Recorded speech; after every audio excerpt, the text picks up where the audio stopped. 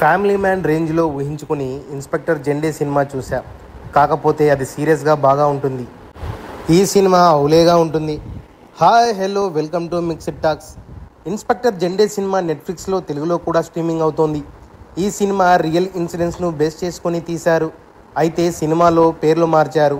Inspector జెండే పేరు మాత్రం అలాగే ఉంచి విలన్గా చార్లెస్ శోభరాజ్ పేరును కార్ల్ భోగరాజ్గా మార్చారు.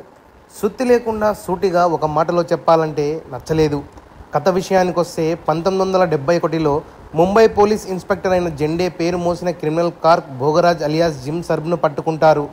ఆ తర్వాత 1986లో కార్ల్ భోగరాజ్ తీహార్ జైలు నుంచి తప్పించుకుంటాడు. ముంబై డీజీపీ భోగరాజ్ను పట్టుకునే బాధ్యతను ఇన్స్పెక్టర్ జెండేకు అప్పగిస్తారు. ఇన్స్పెక్టర్ జెండే భోగరాజ్ను పట్టుకున్నాడా, పట్టుకునే క్రమంలో ఏం జరిగింది అనేదే ఈ సినిమా కథ. సీరియస్ కథలోకి కామెడీని ఇరికించి గబ్బులేపినారు.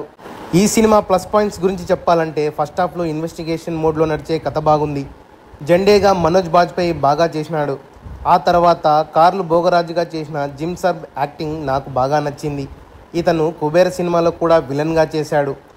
ఈ సినిమాలో మనం చూస్తే నిజంగా చార్లెస్ శోభరాజ్ ఇట్లానే ఉంటాడేమో అనుకుంటాం. ఆ లెవెల్లో సింపుల్ యాక్టింగ్ చేశాడు. జెండే భార్య క్యారెక్టర్ కూడా బాగా చేశారు.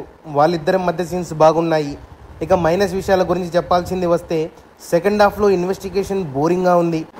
క్లైమాక్స్ ప్రెడిక్టబుల్ అని మనకు తెలుసు. అయితే డైరెక్టర్ దాన్ని ఇంట్రెస్టింగ్గా మలచలేదు. దానికి తోడు సీరియస్గా నడవాల్సిన కథలో కామెడీని ఇరికించి ఇంట్రెస్టింగ్ పోయేలా చేశాడు. కామెడీ అస్సలు వర్కౌట్ కాలేదు. సినిమా 1 గంట 52 నిమిషాలే ఉంది.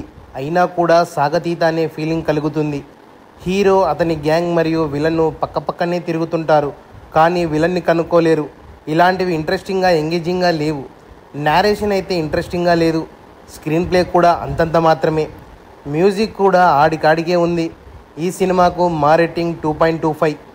మా రివ్యూస్ నచ్చినట్లయితే ఛానల్ని సబ్స్క్రైబ్ చేయండి.